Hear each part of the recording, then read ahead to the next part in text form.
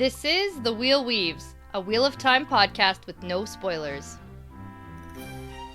Welcome, listeners. I'm your host, Dani, and I'm the first-time reader going through this 15-book series chapter by chapter. As always, there are no spoilers past the chapter we are covering, and that means it's totally safe for first-time readers. I'm joined by my co-host, Brett, who's a longtime fan of the series, and he's acting as my tour guide on this journey. Before we get into things today, we just want to welcome Dave Anair to the Wheel Weaves Patreon team. We really want to thank you for your generosity, and we're super thankful to have your support. In this episode, we are talking about chapters 12 and 13 of The Great Hunt. Yeah, so chapter 12 is Woven in the Pattern. Yep. And chapter 13 is From Stone to Stone. Right. So we get lots to talk about with two different perspectives. Yeah, they were pretty good chapters. Yeah, and we get like a new chapter symbol and all sorts of stuff. So exciting. Exciting stuff. And my fun fact for today has a little bit to do with chapter 13, and it's about the multiverse.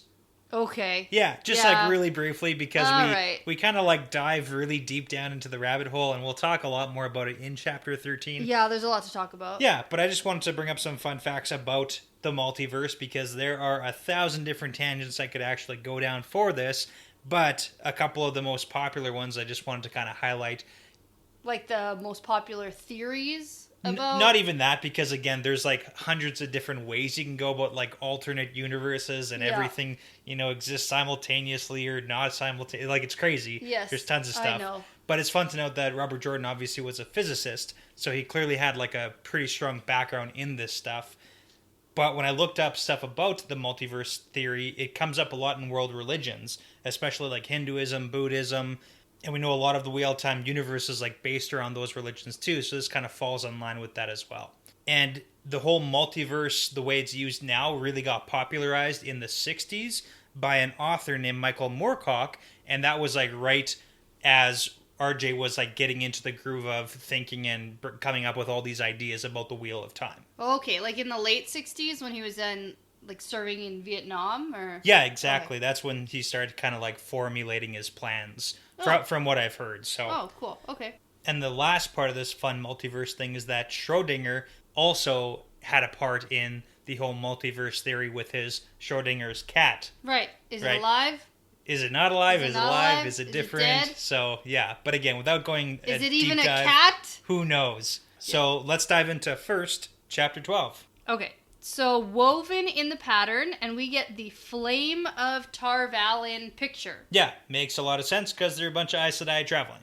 Yeah, exactly. And then also a bunch of stuff with the One Power and the Saidar. Yeah, we learn a little bit more about that. Yes. So, last time the hunt began, and they were following the trail south, like Rand and Ingtar and all of them. Yeah. South and south and south. And well, don't forget back and north, and then back and south, and then back north, and then back south. Right, and then there was a bunch of murders. Yeah. And like creepy murders, and then a Murdral murder. Oh man! So that was bad. And bunch then we of people got skinned alive. Yeah, and then we got a Fane perspective, which was awful. Yeah. So he was like feeding an entire village to Trollocs. Oh, it was bad. So I opened this chapter to find out it's an Egwene perspective. Yeah. And I was thankful for that. A little bit lighter, yes. Not so heavy. And we're back in time. And we're back in time. That's what I wrote here. Yeah. So we're back in Faldara, back in time just after Ingtar's crew left on their hunt. Yes. So Egwene and Nynaeve are pushing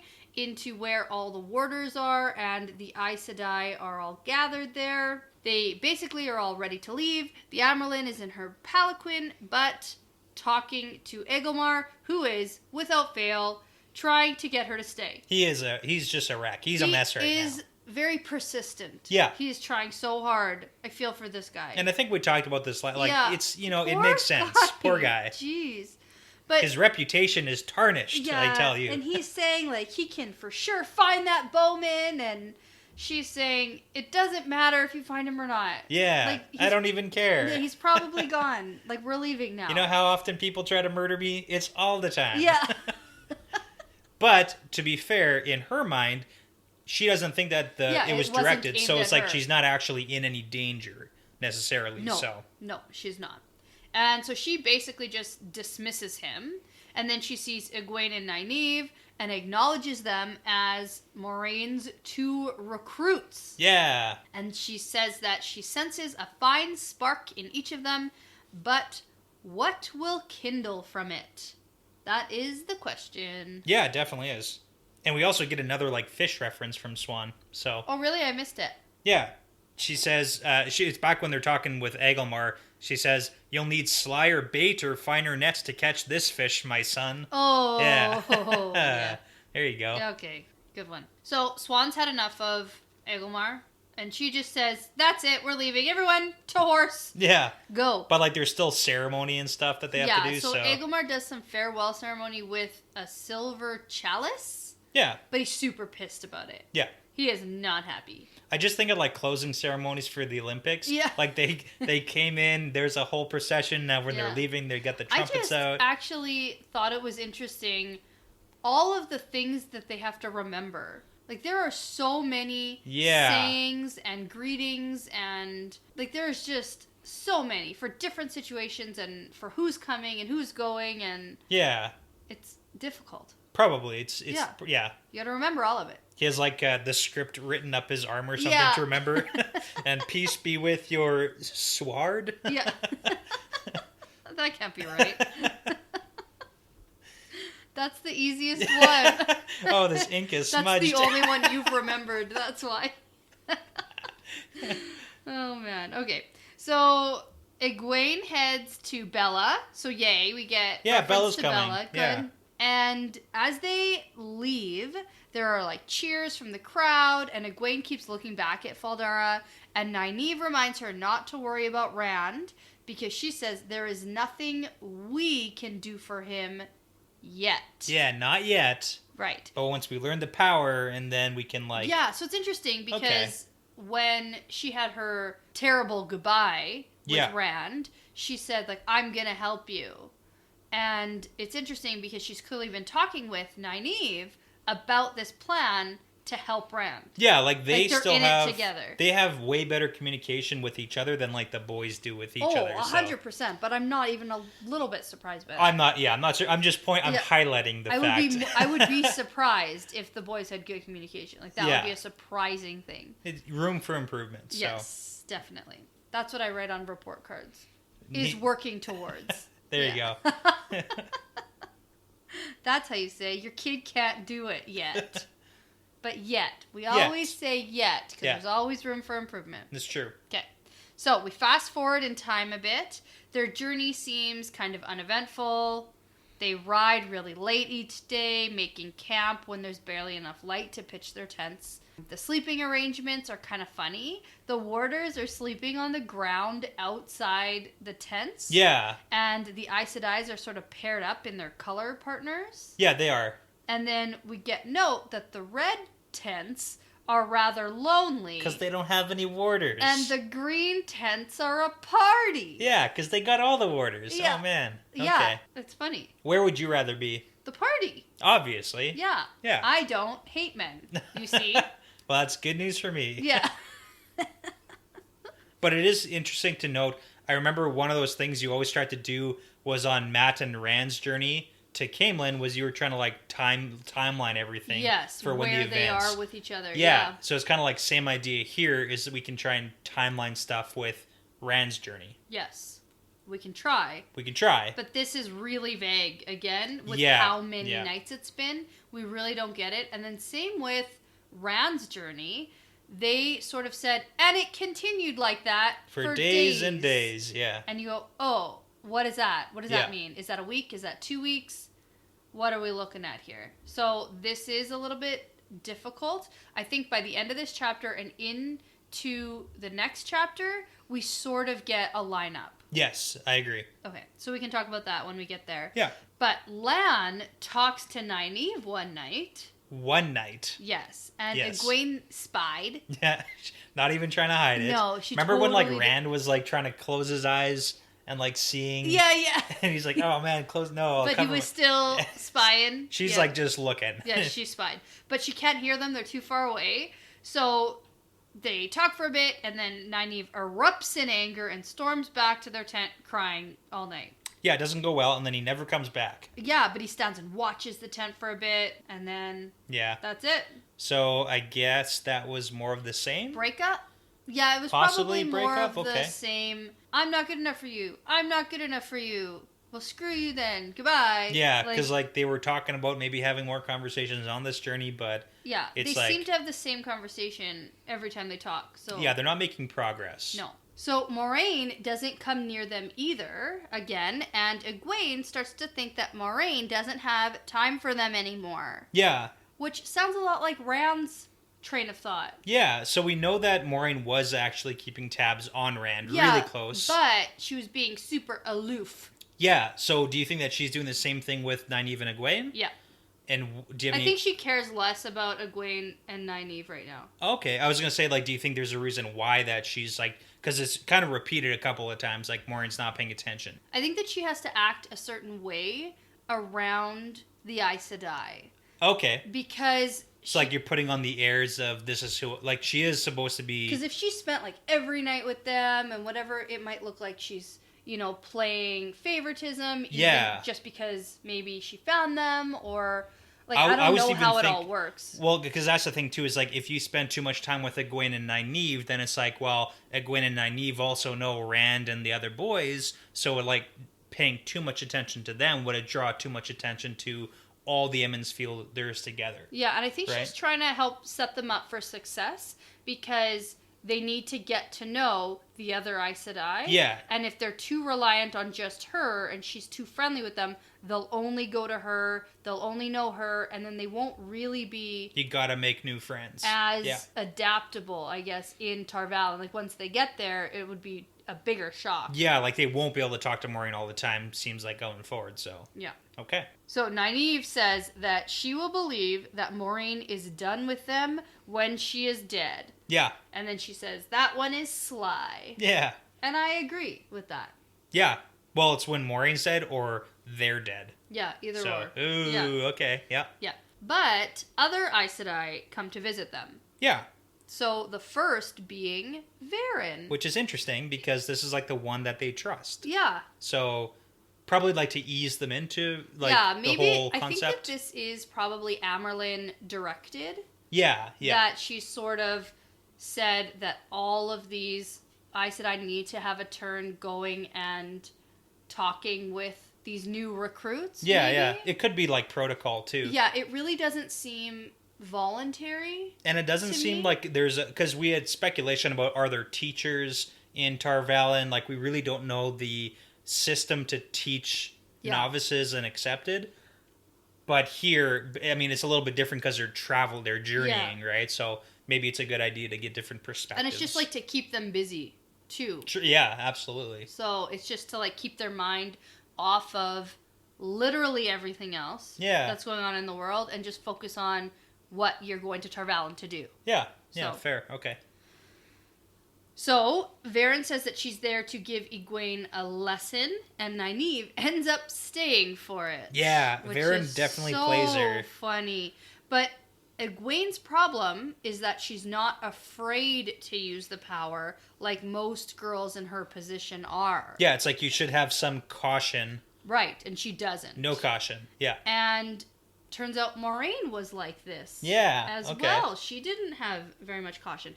But we've seen that from Moraine. Yes. Is she definitely is less cautious and more gung-ho and just sort of does what needs to be done. Yeah, and we know that Moraine does have that like background of being in Cairhien in the royal palace, so we don't really know everything about that yet either. No.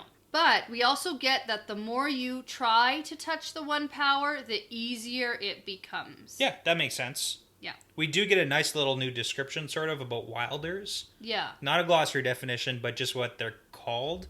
And it definitely seems like it's not the nicest name in the world. No. No, it's like the wild Aes Sedai who have sort of this crude control. Yeah, they've managed to not... themselves. Yeah, they've managed to not die. Yeah, basically what Nynaeve has done. Yeah, and that's about it. Yeah, but I mean, it is important that we get a little bit of a description about what Nynaeve might have to overcome is because wilders tend to have difficulties because they build up like walls in their mind to stop Like themselves. stray dogs and cats. Yeah, so like they don't know what they're like doing. wild dogs and cats who are just like out, who've had to fend for themselves. They've managed to not die. And then you say, "Aw, little kitty. Come here, yeah. Come here. I'm going Nope. to take you into my home and you're going to be all nice and you're going to play with this string." And you're like, Yeah. no. Yeah, so she specifically says they have issues with conscious control. Yeah. So we'll see how that plays out. Right. So Nynaeve is a stray. Yeah, exactly. Yeah. I like that. And Egwene would have been too if Yes. she had not been found by Moiraine. Unless she died. Unless she died. Yeah. But she was found. Yeah. So that's good. Phew. But turns out they can still die if they don't get a good control of the power. Yeah, it turns out. Yeah. It's kind of and dangerous. It is dangerous because with what Egwene is doing, it's kind of like she's taught herself how to run uphill without learning how to run down the other side. And she's like ambling around in the dark, not knowing whether or not she's about to fall into a pit. It's all bad. Yeah. Yeah. Well, it's not all bad. It's just, it could go horribly wrong. Yeah. And then I just think everything that Varen says, like, she has just a funny way of talking. She's going back and forth. It could be good. It could be bad. Well, she just, Here's like, everything, rambles here's on. everything. So, yeah. So And that's funny. clearly, Moiraine has not talked to them about any of this stuff. Like, they kind of mention. Varen's like, Moiraine didn't tell you guys this? Yeah. Nope. Nope. I don't know. Moiraine talks the most minimum amount that she has to. Yeah, she does. And even Varen says that. Yeah, she does. She goes, "Well, I'm not surprised." I mean, if you have a choice between knowing and not knowing, Moiraine just doesn't want anyone to know anything. But I, on the other hand, want to know everything. And I don't see any problem with that. Blah, blah, blah, blah, blah. Yeah. And then we get also that Sheriam Yeah. is the mistress of novices, and that's Maureen's friend. Yeah, that's the one that Moiraine had said way back in, like, Eye of the World. Yep. Sheriam. She told that innkeeper that if he had any problems to send for her. Yeah, sent to Yeah. Sheriam, and then hope the message should get to Moiraine, too. Right. So, hey, that's interesting that Moiraine is, like, BFFs. Maybe not BFFs, but, like... Blue sisters. Blue sister friends. BSFs? Sure. Yeah, with Sheriam. Well, we also... Yeah. Was Sheriam of the Blue? Did Yes. we learn that? Yes. Okay. Yeah. Wasn't sure if that was specifically said. No, that was specifically said. She said my blue sister. Yeah, friend. she said Sheriam of the Blue or something like that. Okay, Yeah. okay. Yeah. And then also in Varen's Rambling, she talks about how for Egwene, it's not like the men who go crazy from channeling. And then for an instant, she sort of stares off. And Egwene wonders if Varen knows about Rand. But that's just crazy. Yeah, so... She couldn't know. But it's interesting that Egwene even picked it up at all. Yeah. Well, I just kind of imagine, like, Varen's not very... Like, she's totally off in her own little world. She keeps, like, zoning in and out. Yeah. So... She's also old. Yeah. Real old. Yeah. But anyways, so this is where Nynaeve goes to leave, but Varen very vaguely threatens her about doing what she's told in Tarvalin. Yeah, it's, like, not going to go well for you if you don't do what you're and told. And then she just decides to stay. Well, yeah, she plays it well by highlighting, like, the differences between the novices and accepted. Yeah, and she goes, and Maureen said you probably won't have to spend very much time as a novice. Yeah. But... so it's like, if you don't want to scrub dishes and, you know, toilets and stuff, then just stick around. Yeah. That was when she tries to leave the second time. Yeah. And you know what? It works. It does. It's kind of like we talked about, like, Rand being super hard-headed, is that if you're more disagreeable, it can make you easier to, like, bend to make them do what you want them to do. Right? Because Nynaeve is so stubborn and hard-headed, it's so easy to make her stay. Yeah. Because all you have to do is, like, the hint reverse. that, Yeah, like a little bit of reverse psychology, sort of, and then boom, she's doing what you want. But they're both so, like, oppositional that if you directly tell them to do something, they're going to go, no, and do the opposite. Yeah, so it's like, ugh. Yeah. So, anyways, Varen goes to work on teaching them some stuff. She basically tells them about the flame in the void, except it's like the pretty girl version. Yeah, exactly. And so they are told to be like a flower bud. Yeah. Yeah.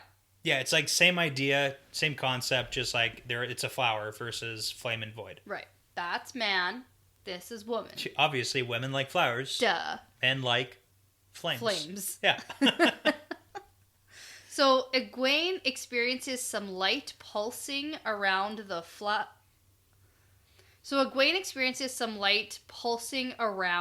flower bud, And this kind of answers my question about Rand's, like, gross pulsing light. Yeah, exactly. That this is the power. Well, it's funny that we've heard multiple times from Aes Sedai that you can't teach, like a man can't teach a woman can't teach a man. It sounds pretty freaking similar. It's pretty close, Yeah. but we do get the description here that you can't make it happen. You have to let it happen, so you have to surrender yourself. Yes. Which Nynaeve does not care for. Yeah, because Nynaeve thinks this is dumb. Yeah.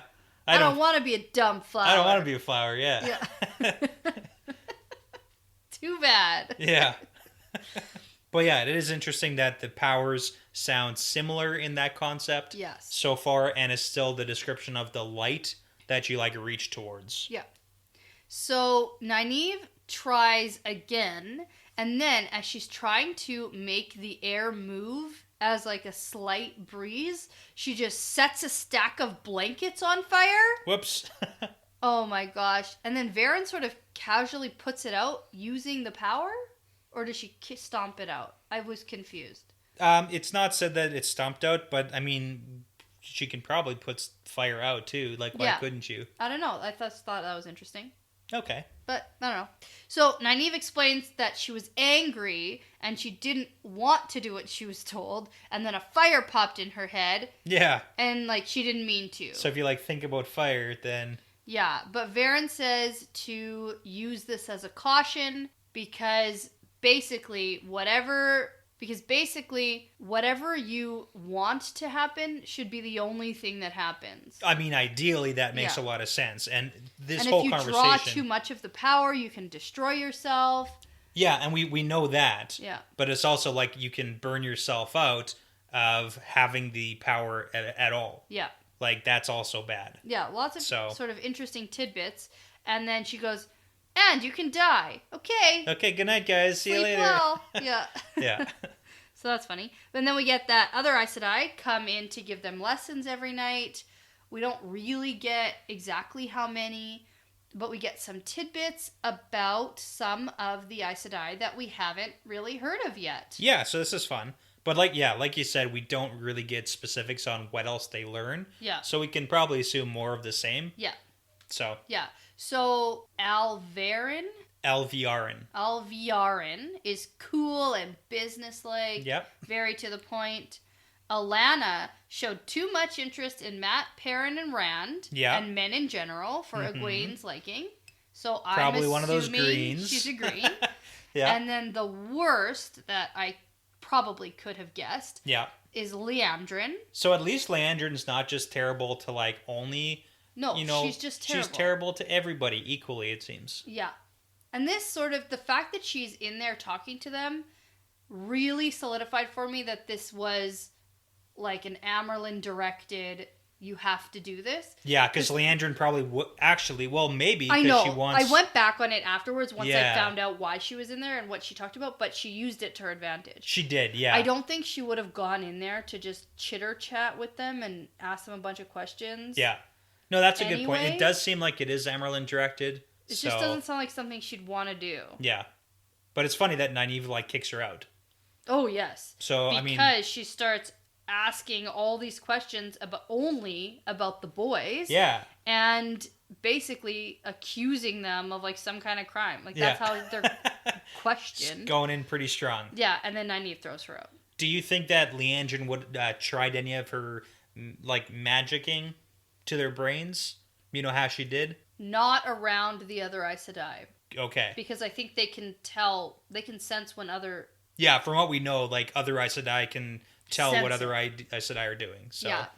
Because Varen could sense when Swan and Moraine were, like, about to use the power on her. Yes, and Moraine, when she walked in on Leandrin, when Rand was, like, she was like, what are you doing? Yeah. So... Yeah. Okay. So no, I think that would be too risky now. Okay, so just questions. Yeah. So we come to a new location. Yeah. Meadow. Yeah, Meadow. On the river Mora. Yep. Which is somehow connected to the Aranin River. Yep. Because, they're rivers. Yeah, on the border of Arafal and Shinar. Yeah, because so they... that's like a lot of stuff. But... They came upriver from Tar Valon, now they're going back down to the boats and then leaving. Right. Okay, that makes sense. Because Tar Valon is an island. Yes. And they boated and that's up. way faster than... Well, and they flooded a bunch of villages to make the winds That and the makes waters. way more sense. Yeah. I didn't connect the fact that they were on a boat. Yeah, they went on a boat to get most of the way. I was like, man, they really messed up the weather. Like, how much does it have to rain to flood a village? Yeah, so... That makes way more sense. Yeah. Okay. So now they're coming back down. Okay. So we also get note that Egwene's dreams start changing.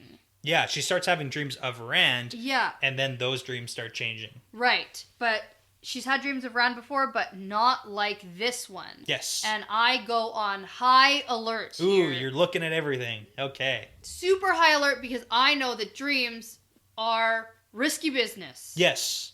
So, Egwene goes looking for Moraine. She heads over to the docks to find Anaya.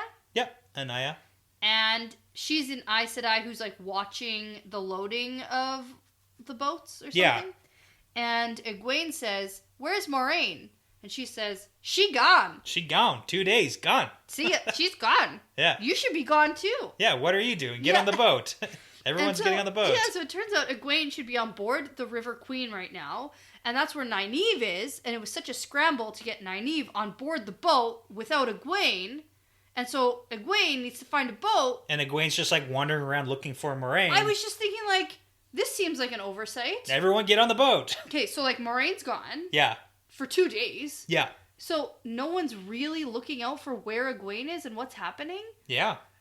Not really. They're all just going to leave for Tarvalin and she's just going to be wandering around? They're still loading the boat. Like, it's not that, Yeah, but she's supposed to be traveling with Nynaeve and the Amyrlin. That's true. They're all going to the same place. Yeah, but they're like, you're supposed to be on this specific boat. I assume Egwene's been like wandering around for way too long looking for Moraine, so... I also pictured this at night.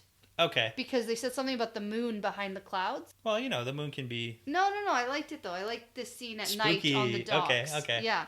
But anyway, so, yeah, I yeah, don't back know. to... So Moraine's gone. I was like, are they just going to, like, forget her there? Because, I don't know. I don't know, maybe.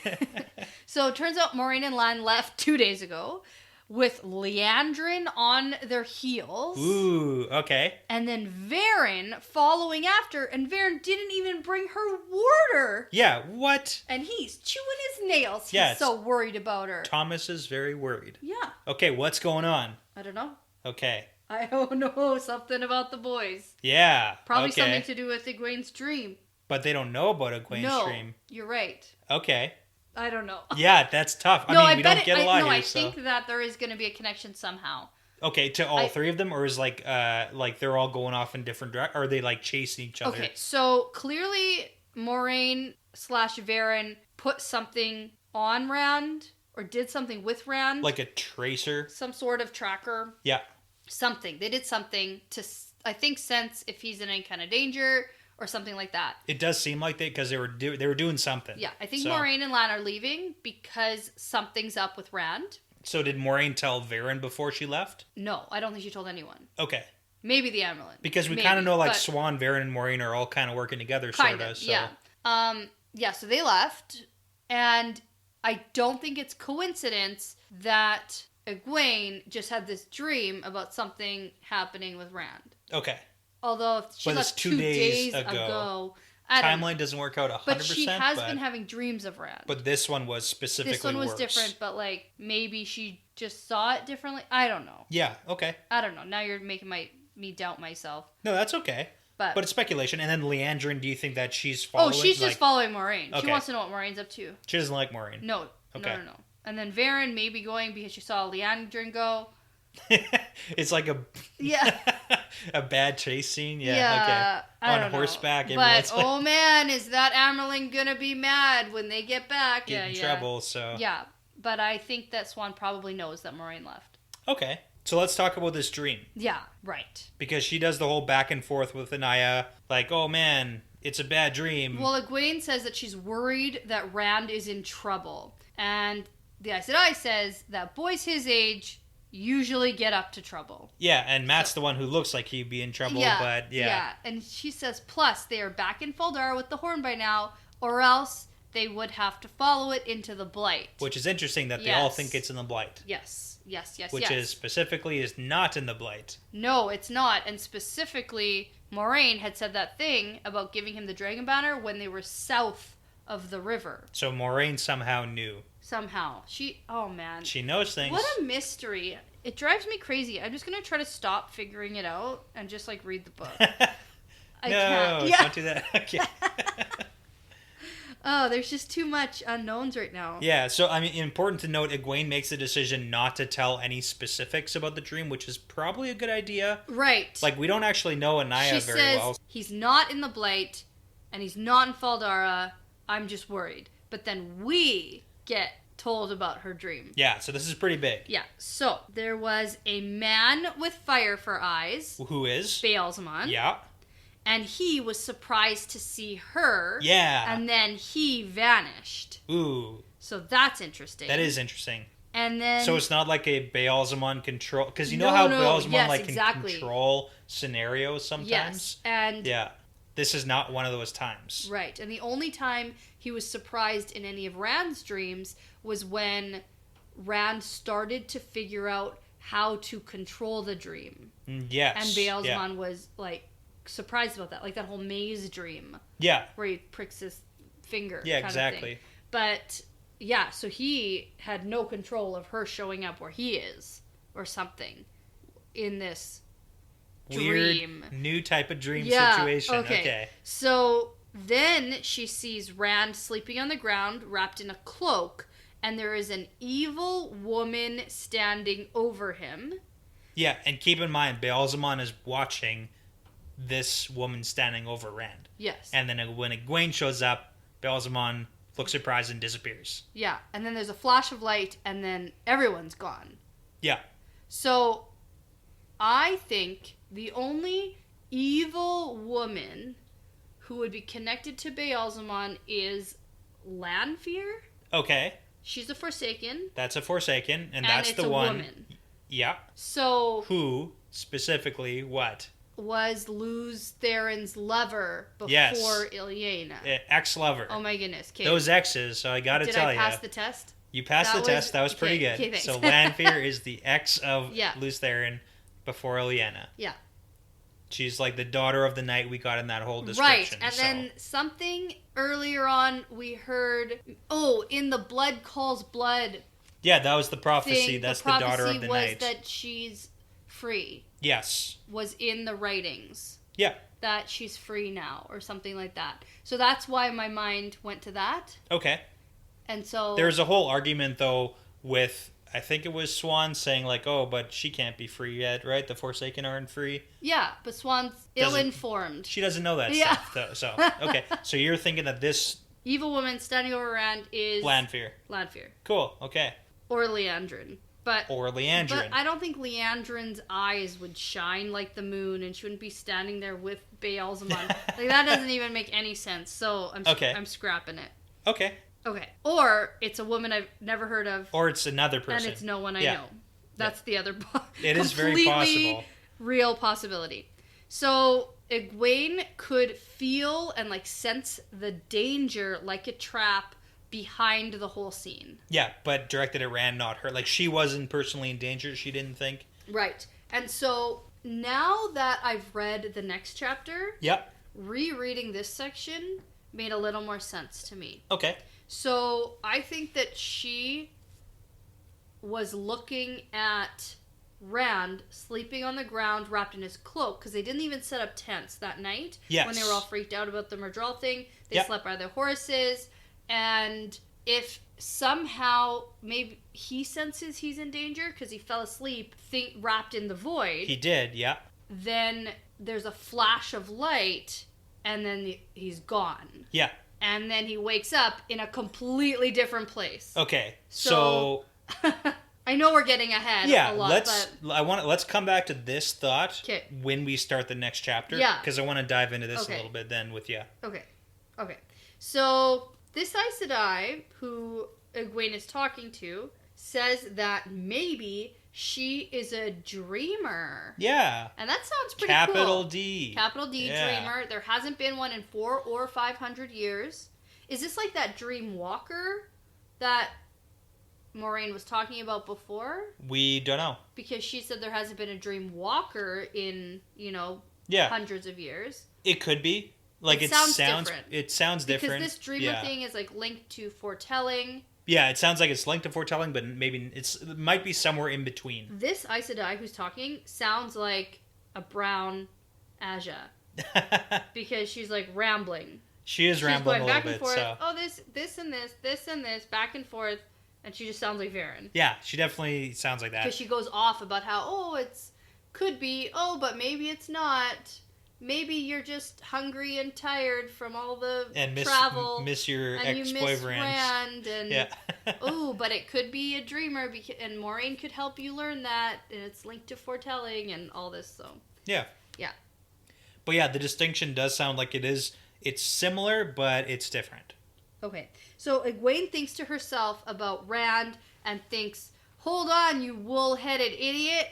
If you get yourself killed before I can get you out of this, I'll skin you alive. Yeah, so, I mean, with this whole dream of Egwene, it does sound like it is more real than just like a normal nightmare. I 100% believe this is a vision. Okay. I 100% believe she's a dreamer.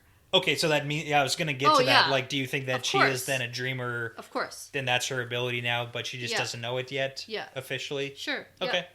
So cool. Yep. Let's look out for Egwene's dreams. Cool. And do you think that when she says, I'll skin you alive, that's a nod to Rand seeing those guys skinned alive? It could be. I mean, like, does she know that happened? No. Is it somehow... She doesn't know that. Okay. It's just, it's just a nod in the writing. That's all. Yeah. Yeah. A gross nod to the writing. Yeah, so Egwene sets out to find a boat to the River Queen. Yeah. Okay, All right, so chapter 13, I want to get right into this. Yeah, let's do it. So, from stone to stone, and then there's a funny, new, weird picture. Yeah, which we find out really quickly what it is. What it exactly is. It's this column with weird squiggly writing on it, and it's kind of breaking a little bit in the picture. It looks like it's crumbly. Yeah. Like it's old. Because remember when last chapter Loyal was like trying to tell us some really important information about a stone, and then Rand didn't want to listen to it, and then you didn't want to listen to Rand not listening to Loyal about the stone? Whatever. And you said it doesn't matter.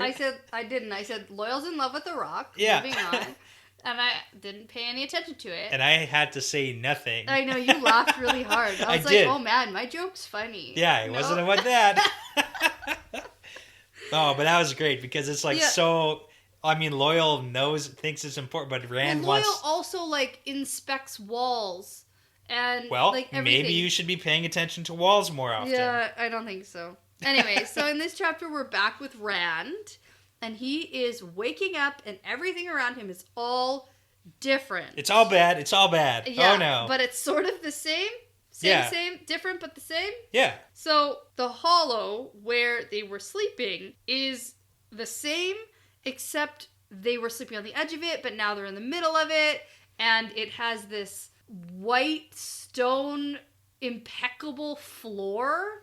Yeah, so it's like there's a whole thing around it. Yes. Not like where it was in the other world.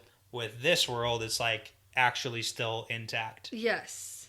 So Loyal and Hurin are also with him because they, unfortunately, chose to sleep near him. Yeah. Basically. Well, to be fair, Rand slept near that. He came up to them. Yeah, and they didn't move. And the horses are here, too. So. Right, which is positive, at least. Yeah, horses can be moved through this, too. Yeah, so Loyal and Hurin are still asleep, but everyone else is gone. Gone.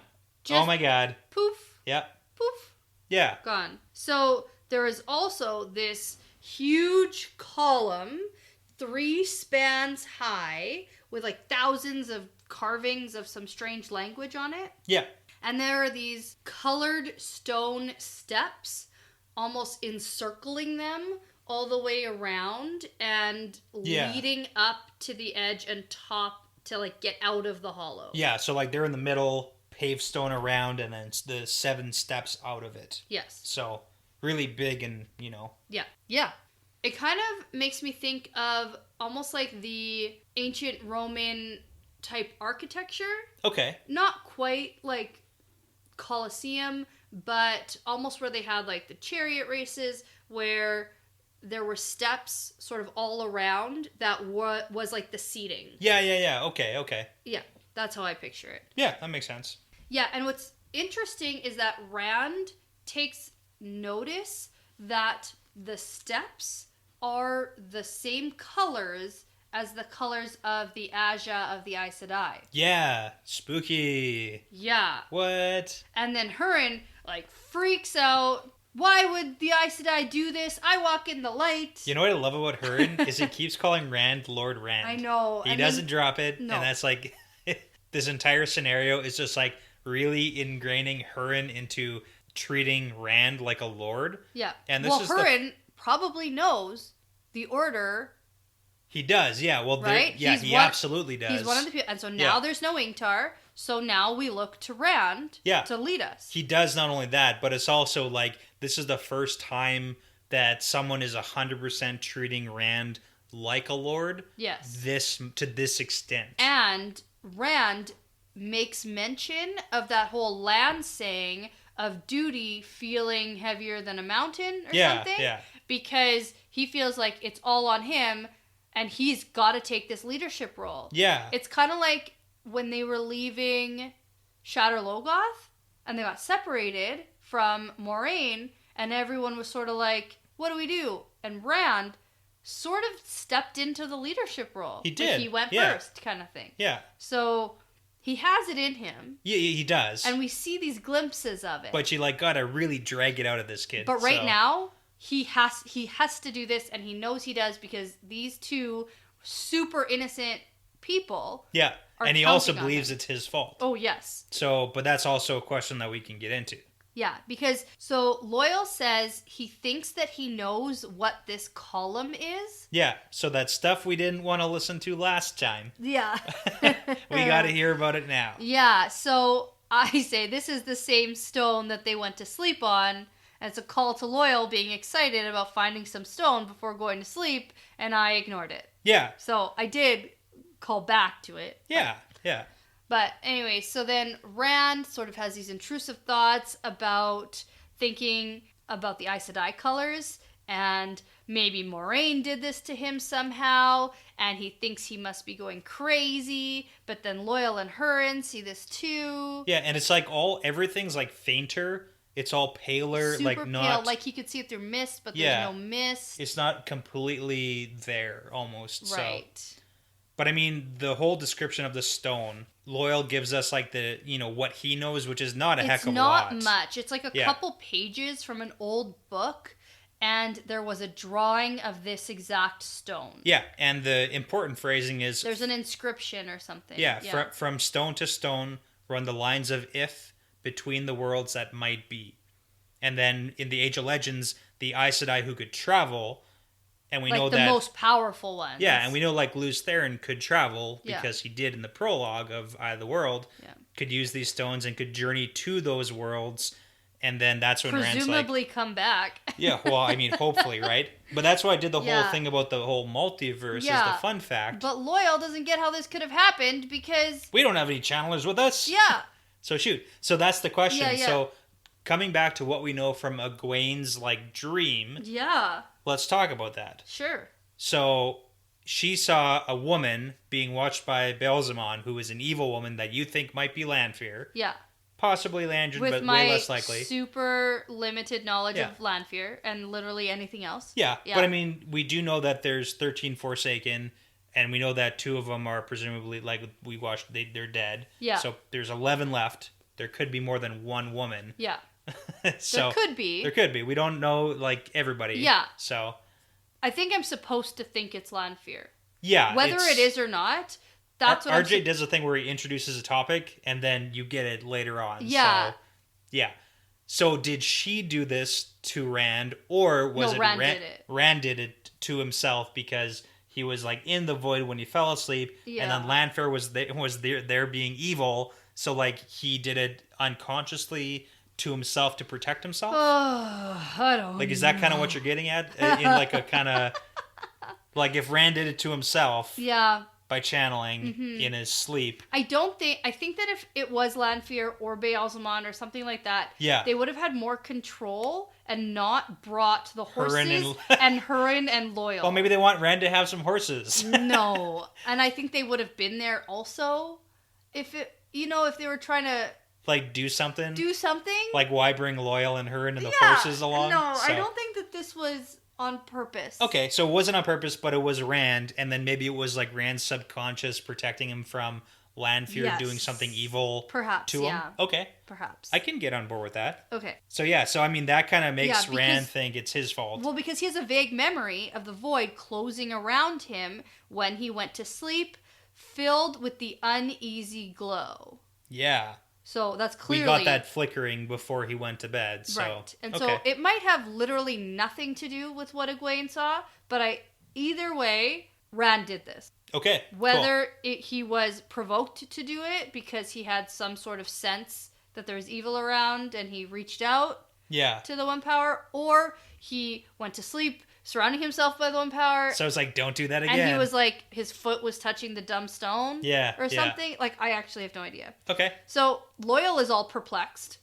Yeah. And he gives us more like multiverse theory. He's never heard of anyone finding one of these stones. They used to be all over the place, apparently. Yeah. But even like older than the Age of Legends. Yeah. So that's an important note, that they're older than the Age of Legends, and that the most powerful Aes Sedai from the Age of Legends used them as a tool, but they weren't the ones who necessarily created them. Right. So, I mean, it also brings up the question about, are the 7 colored steps...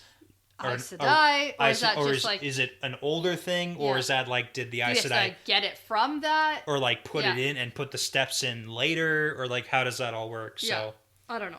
And then the other question about the multiverse is like Loyal saying, hey, these other worlds are like offshoots of the pattern, where if a woman turns left or right, is there like a divergence of now there's 2 patterns, and is there a pattern for every turn you take? Yeah, he is losing his mind. Yeah, because like then there's an... Loyal hates this. It's like infinite multiverse theory, so Loyal is a philosopher, not a physicist. True. He hates this. He's like, no! I think the best question he brings up, though, is he says, are they real, or are they just shadows? So it's like, is the world they're in a real world, or is it just like a shadow world? A shadow world, an offshoot?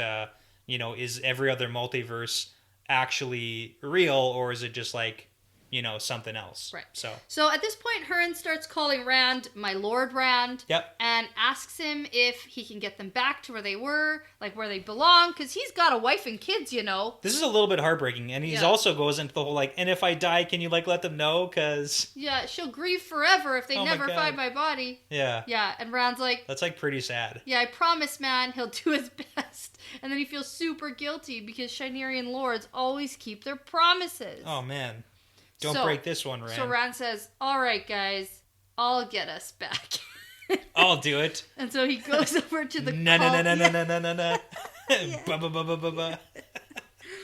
Oh, man. Okay. It's like, no, man, that's not doing anything. Okay, so he goes over to the column, he closes his eyes, and summons the Void, basically on command. Yeah, this is interesting. No, hold on, though. Okay. I gotta stop you, because I found something interesting in my book. Okay. Because what did you find? I'm the master editor now.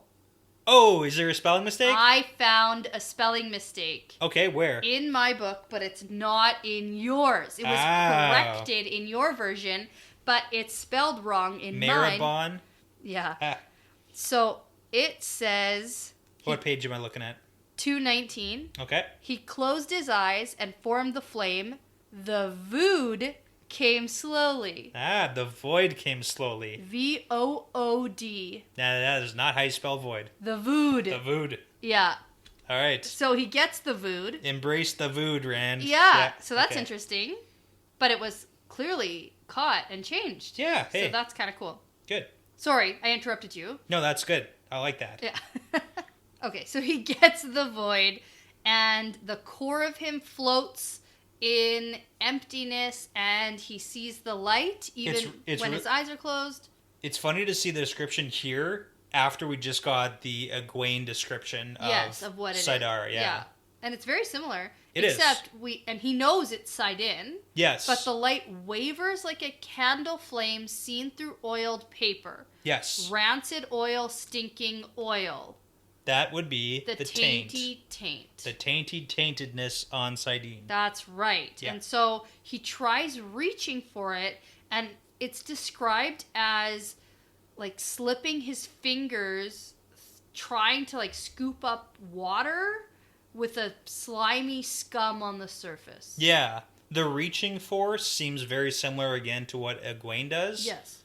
But not the sliminess. No, so, that's the taint. There you go. So he tries so hard. He pictures the hollow as it was with all the people there, and he tries to force the image of the hollow as it used to be into the power, and he's just sort of making this all up on the spot. Yeah. Fake it till you make it. So, except that doesn't work. And then it shatters and Yeah. slices through his mind. So here's a question, more of a statement. Rand is now interacting intentionally Yes. with this tainty Sidene. Yeah. That probably is bad. Yes. Okay. And it kind of answers my question about whether or not the untainted Eye of the World power Is like there? would like Yeah. make him not tainty and then not go crazy, because that's my biggest concern. Yeah. About Rand is going crazy. he's gonna go crazy. Yeah. And so if he's channeling the power, but the Aes Sedai just like let him go, Yes, yeah. even though he's clearly tainted. He is. So, I mean, that was the big question is like, is the Eye of the World power within him now? Yeah. Doesn't seem that way. No, it does seems not. like that was used for the event at the, He used it successfully. He did. And it wasn't tainted. But now, and he used a lot of the power for that. Also, we just saw Baalzamon, Yeah. and he's clearly alive. And Rand clearly thinks he's dead. Oh, right. I don't know if we've seen Baalzamon yet this book, since that happened. Well, we saw him in the prologue. Yeah, but I thought in the prologue, It's a prologue. I know that I think that your time it's frame. events before. Yeah. So we never got confirmation, like clear, here's Baalzamon standing somewhere. So it seems like after Baalzamon this is. situation. Seems like he's not dead. No, it seems like he's fine. It seems like he's okay. Like Rand defeated him for the moment, Yeah. but But he is wearing a mask. yeah, he wasn't before. He was wearing a mask in the prologue too. And way originally, I don't think that he was.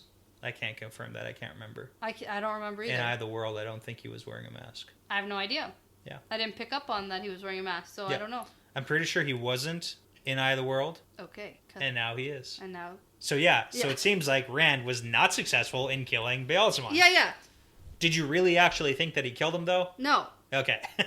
He's like on temporary leave, but Yeah. he seems okay now. Apparently. But he did like run away from Egwene being seen, like he vanished. So Yeah, he did. maybe he didn't want to confront her for whatever reason. Yeah, So, well, especially because he's not 100% sure, maybe even like, who she is? or what's going on. Yeah. Yeah.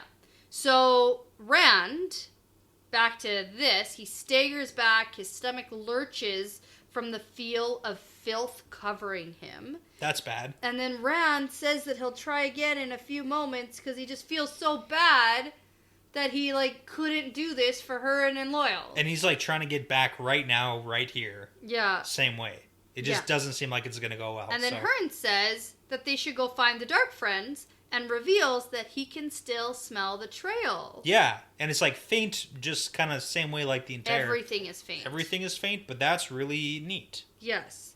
So they decide to go after the Dark Friends, and Rand thinks that somehow the Dark Friends are here too, rather than thinking it's an alternate universe, Yeah.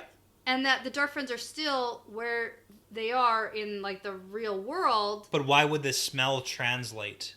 That's the question. Is like, so here's my question because for it's- you. Yeah. So the Dark Friends, are they in this alternate reality? No. They're not. You don't think that they're... No. Okay. So they're still back in like... Absolutely not. They're going to track them to where they are in the real world, because I think this smelling ability is... Transcends that? It transcends it. Cool. It's different. Okay.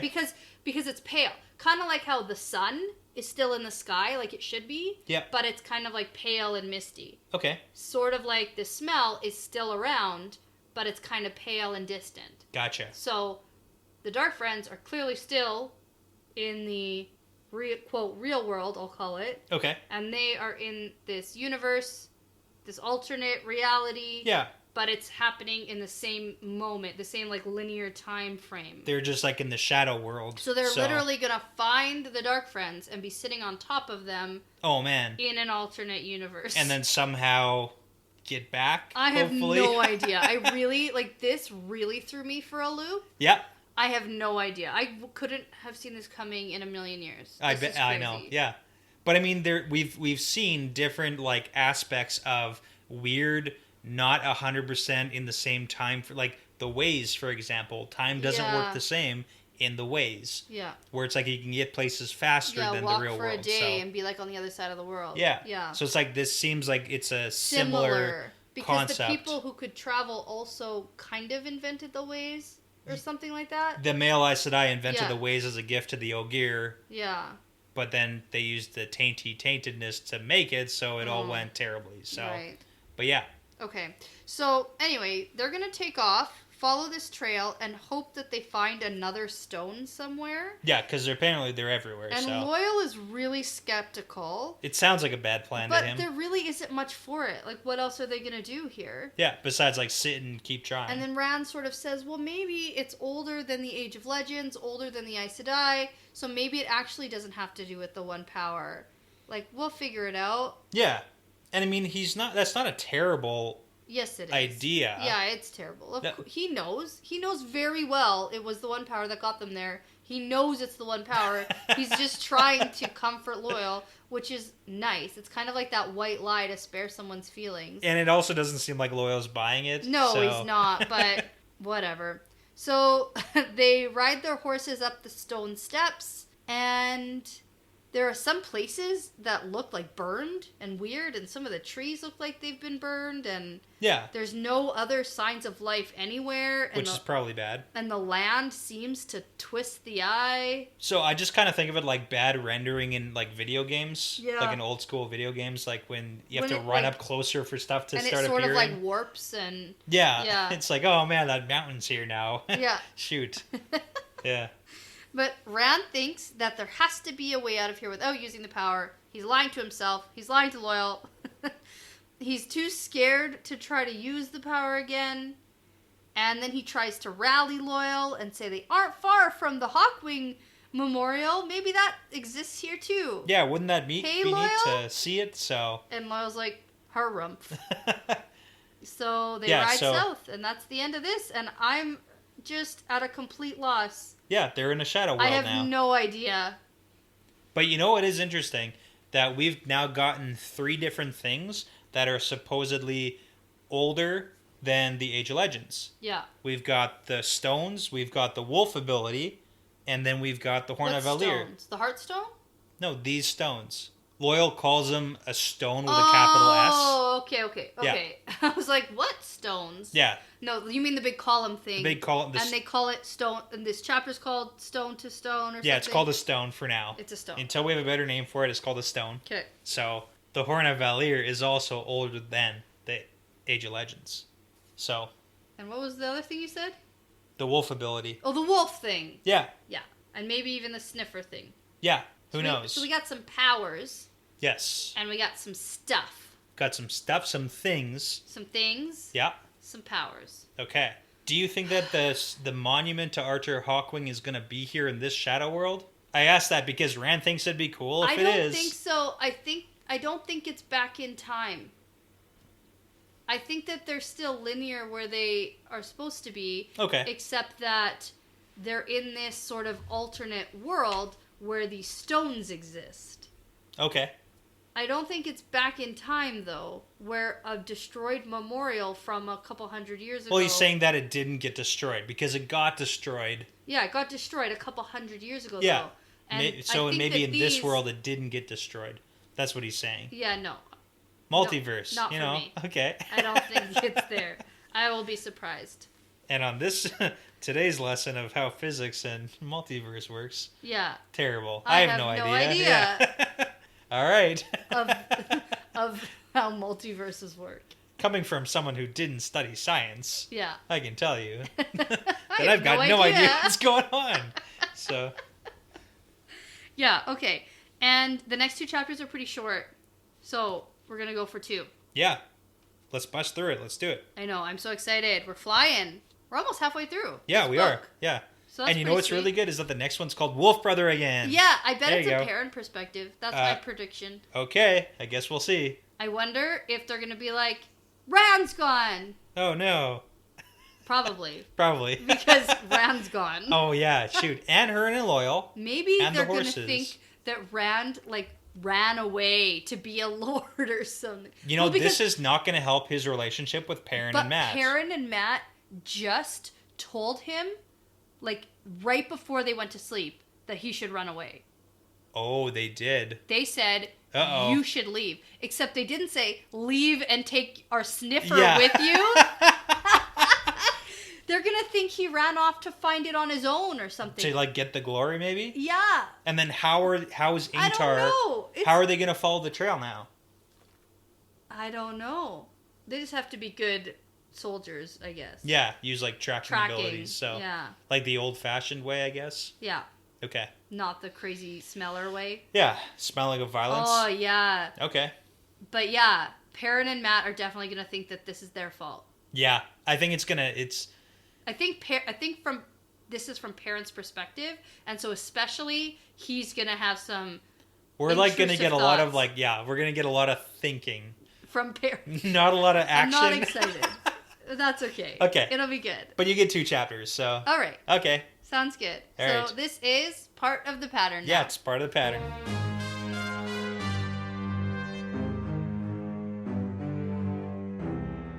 Thank you for listening to this episode. The Wheel Weaves is hosted by Dani and Brett, edited by Dani, produced by Dani and Brett with Kyle Smith, Joe Lott, Passion Socks, and Moltude. Music by Audionautics.com. If you'd like bonus content like bonus episodes, outtakes, Q&As, more fun Wheel of Time talk, early access, cool stickers and keychains, and also to support us making great content, visit us at patreon.com/thewheelweavespodcast. Don't forget to check us out on Instagram and Twitter at The Wheel Weaves Podcast. We love interacting with our listeners. Plus, don't forget to rate, subscribe, and tell a friend about us because referrals really are the best compliment. We'd really love for you to come over and join our Discord channel for some spoiler or spoiler-free discussions. You can find the links at our Twitter page as well as on our Patreon page. Thanks again for tuning in because this really is part of the pattern now.